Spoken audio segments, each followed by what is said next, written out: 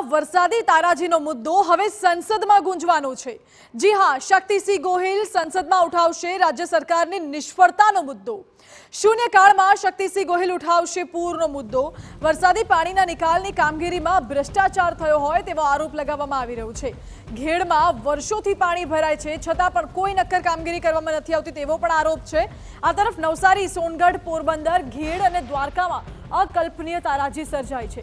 સરકારે પુનર્વસન, બચાવ અને રાહતની કામગીરી પણ નથી કરી તેવા પણ આરોપ કોંગ્રેસ દ્વારા કરવામાં આવ્યા। જ્યારે કેન્દ્રીય બજેટમાં પૂર મુદ્દે માત્ર બિહારનો જ ઉલ્લેખ કર્યો।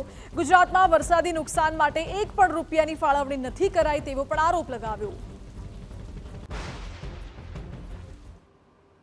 બિહારમાં પૂર નિયંત્રણ માટે સ્પેશિયલ હજારો કરોડ ફાળવી શકાય તો ગુજરાતમાં વારંવાર ઘેડ વિસ્તારમાં પાણી ભરાય છે।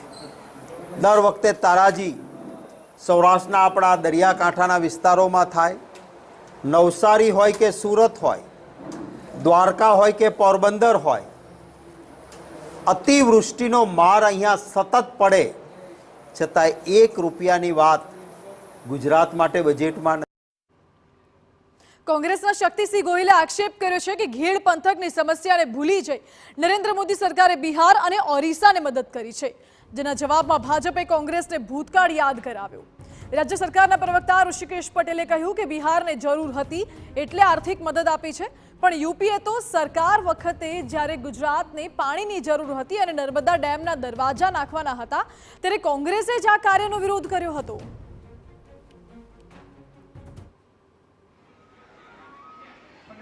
એ વિષય માટે છેક વડાપ્રધાન ગુજરાતનો બને અથવા તો ગુજરાતના નેતૃત્વનો અવાજ ત્યાં ઊભો થાય ત્યાં સુધી રાહ જોવી પડી અને એમના બેઠા પછી 17 દિવસમાં મંજૂરી મળે અને કામ પૂરું થતાં તરત જ દરવાજા ખોલવાની પણ મંજૂરી મળે।